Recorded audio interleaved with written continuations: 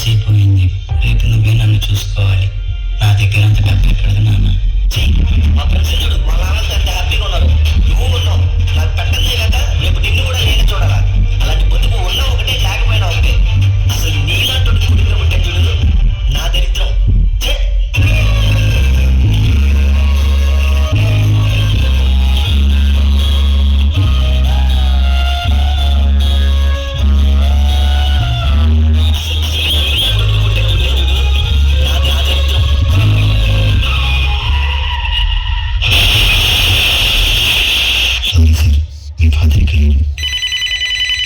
Sir, మీ నాన్నగారు మీ పేరు మీద 5 లక్షల పాలసీ తీసుకున్నారు, కలెక్ట్ చేసుకోండి.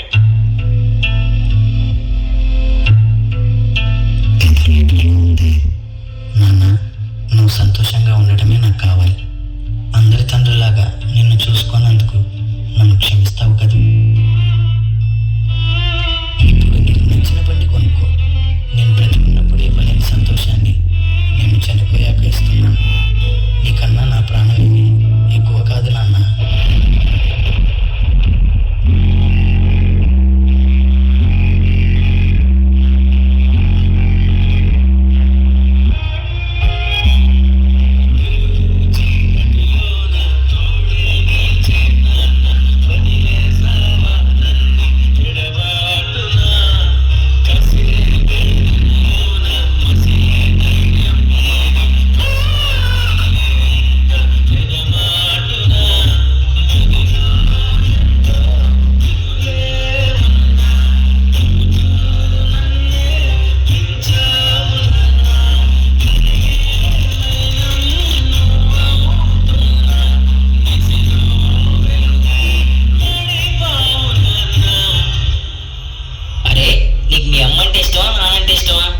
నాకు అమ్మే ఇష్టం రా.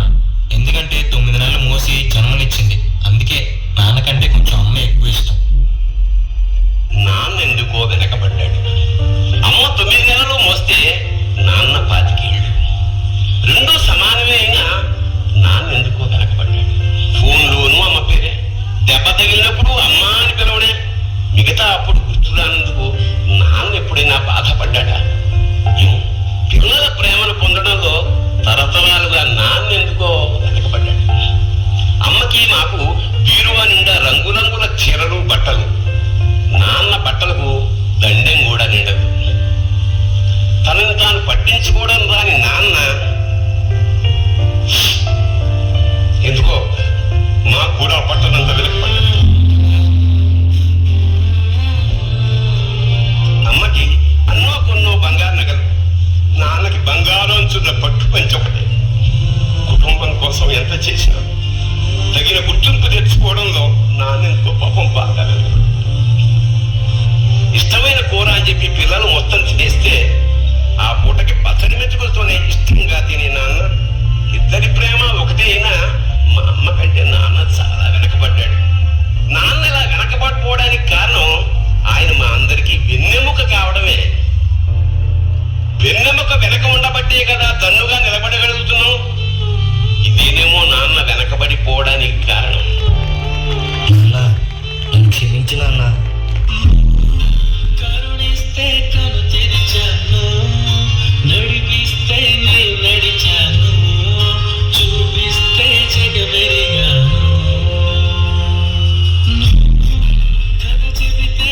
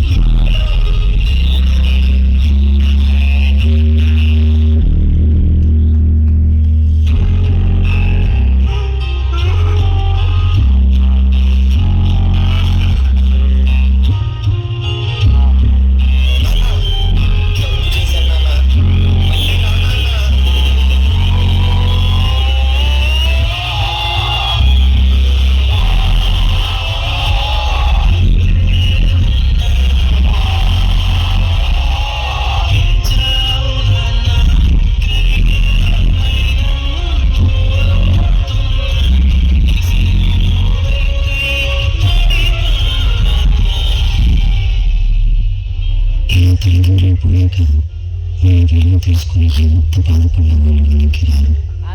కాబట్టి